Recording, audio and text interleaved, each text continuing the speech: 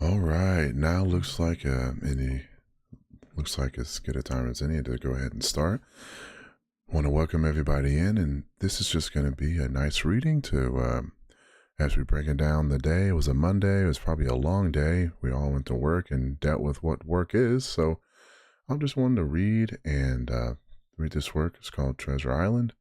One of my girlfriend's favorite books. My first time reading it, and I'll be going through a lot of the books that she's read. And I look forward to just trying to really work on speaking voice reading, and let's get into it. I'm excited. We'll be reading it chapter by chapter, and here we go. Treasure Island. This is before the chapter. To the hesitating purchaser.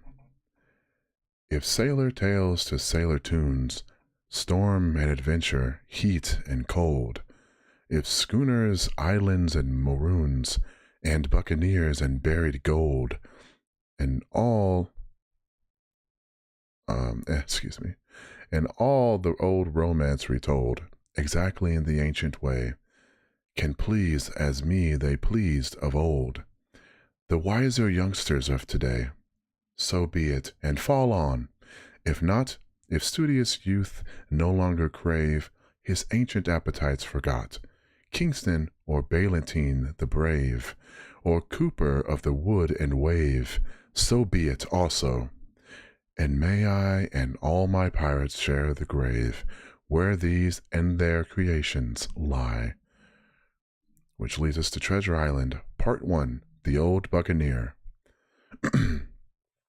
Chapter 1, The Old Sea Dog at the Admiral Benbow. Squire Trelawney, Dr. Livesey, and the rest of these gentlemen, having asked me to write down the whole particulars about Treasure Island, from the beginning to the end, keeping nothing back but the bearings of the island, and that only because is there still treasure not yet lifted, I take up my pen in the year of grace 17, and go back to the time when my father kept the Admiral Benbow in, and the brown old seaman with the saber cut first took up his lodging under our roof. I remember him as if it were yesterday, as he came plodding to the inn door, his sea chest following behind him in a hand barrel, a tall, strong, heavy, nut-brown man, his tarry pigtail falling over the shoulder of his soiled blue coat, his hands ragged and scarred, with black broken nails, and a saber cut across one cheek, a dirty, livid white. I remember him looking round the cove and whistling to himself as he did so, and then breaking out in that old sea dog and old sea song that he sang so often afterwards. 15 men on the dead man's chest, yo ho ho, and a bottle of rum. In the high old tottering voice that seemed to have been tuned and broken at the capstan bars. Then he rapped on the door with a bit of stick like a handspike that he carried, and when my father appeared, called roughly for a glass of rum. This, when it was brought to him, he drank slowly, like a connoisseur, lingering on the taste and still looking about him at the cliffs and up at our signboard. "This is a handy cove," says he at length, "and a pleasant situated grog shop. Much company, mate?" My father told him no. Very little company, the more was the pity. "Well then," said he, "this is the berth for me. Here you, matey," he cried to the man who trundled the barrow, Bring up alongside and help up my chest. I'll stay here a bit, he continued.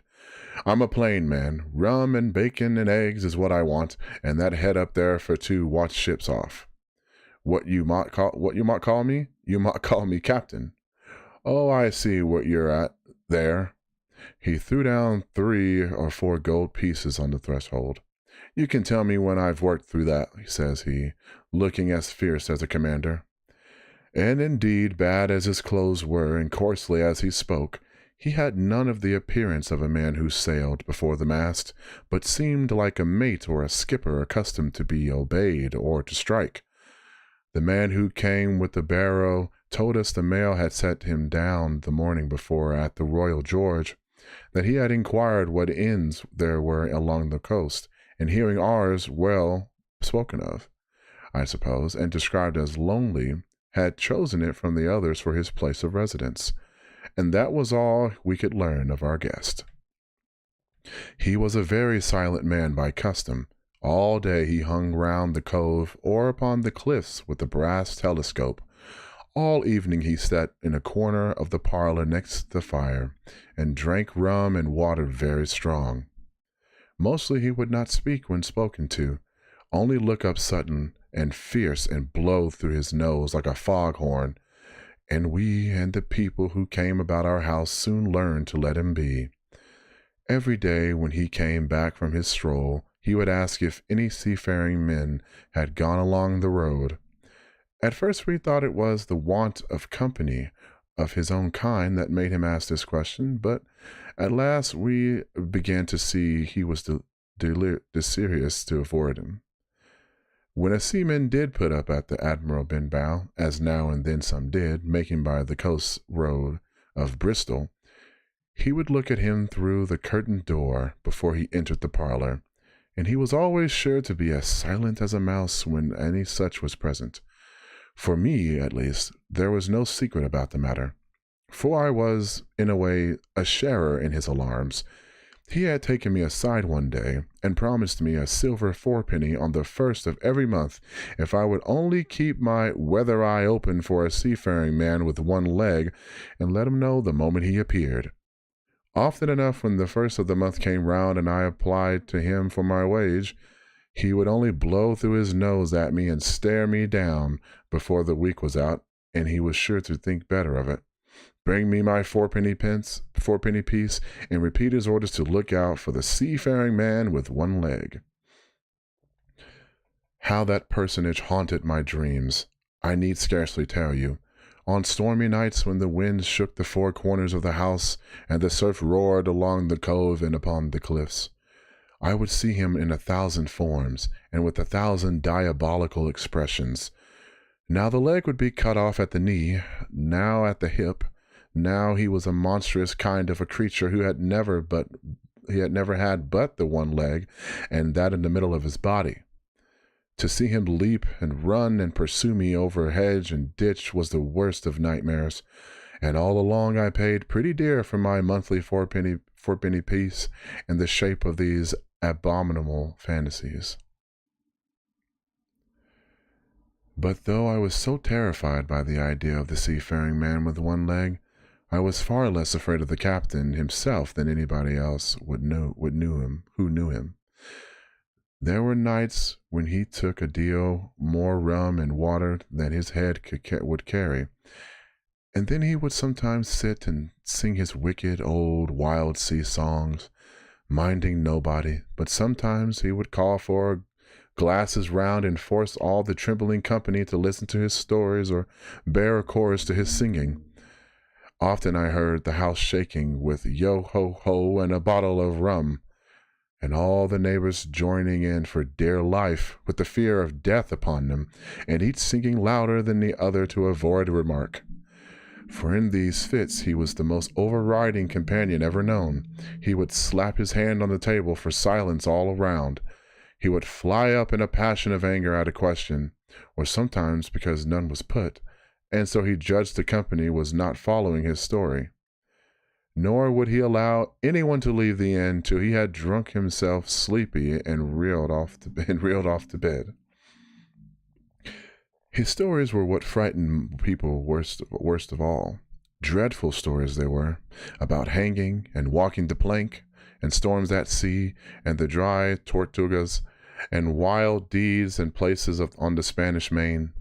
By his own account, he must have lived his life among some of the wickedest men that God ever allowed upon the sea, and the language in which he used to tell these stories shocked our plain country people almost as much as the crimes that he described.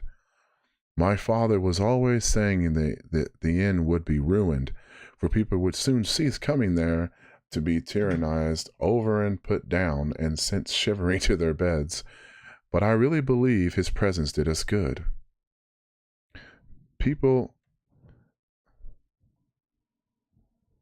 excuse me, people were frightened at the time, but on looking back, they rather liked it. It was a fine excitement in a quiet country life, and there was even a party of the younger men who pretended to admire him, calling him a true sea dog, and a real old salt, and such like names, and saying there was the sort of a man that made England terrible at sea.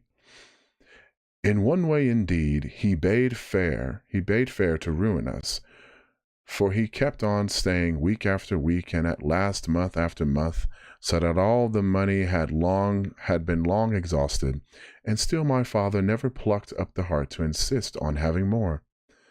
If ever he mentioned it, the captain blew through his nose so loudly that you might say he roared, and stared my poor father out of the room. I have seen him wringing his hands after such a rebuff, and I am sure the annoyance and the terror he lived in must have greatly hastened his early and unhappy death. All the time he lived with us, the captain made no change whatever in his dress, but to buy some stockings from a hawker. I have no idea what that is. On one of the cocks of his hat having fallen down, he let it hang from that day forth, though it was a great annoyance when it blew. I remember the appearance of his coat, which he patched himself upstairs in his room, and which before the end was nothing but patches. He never wrote or received a letter, and he never spoke with any but the neighbors, and with these, for the most part, only when drunk on rum. The great sea chest none of us had ever seen opened. He was only once crossed, and that was towards the end, when my poor father was far gone in a decline that took him off. Dr. Livesey came late one afternoon to see the patient, took a bit of dinner from my mother, and went into the parlor to smoke a pipe until his horse should come down from the hamlet, for we had no stabling at the old Benbow. I followed him in, and I remember observing the contrast, the neat, bright doctor, and with his powder as white as snow, and his bright black eyes and pleasant manners, made with the cultist country folk, and above all, with that filthy, heavy, bleared scarecrow of a pirate of ours, sitting, far gone in rum, with his arms on the table. Suddenly he, the captain that is, began to pipe up his eternal song. 15 men on a dead man's chest, yo-ho-ho, and a bottle of rum. Drink and the devil had done for the rest, yo-ho-ho, and a bottle of rum. At first I had supposed the dead man's chest to be the identical big box of his upstairs in the front room, and that thought had mingled in my nightmares with that of the one-legged seafaring man. But by this time we all had long ceased to pay any particular notice to the song. It was new that night to nobody but Dr. Livesey, and on him I observed it did not produce an agreeable effect, for he looked up for a moment quite angrily before he went on his talk to old Taylor, the gardener, on a new cure for the rheumatics. In the meantime, the captain gradually brightened up at his own music, and at last flapped his hand upon the table before him in a way we all knew to mean silence. The voices stopped at once, all but Dr. Livesey's. He went on as before, speaking clear and kind, and drawing briskly at his pipe between every word or two. The captain glared at him for a while, flapped his hand again, glared still harder, and at last broke out with a villainous low oath. Silence there between decks. Were you addressing me, sir? Says the doctor.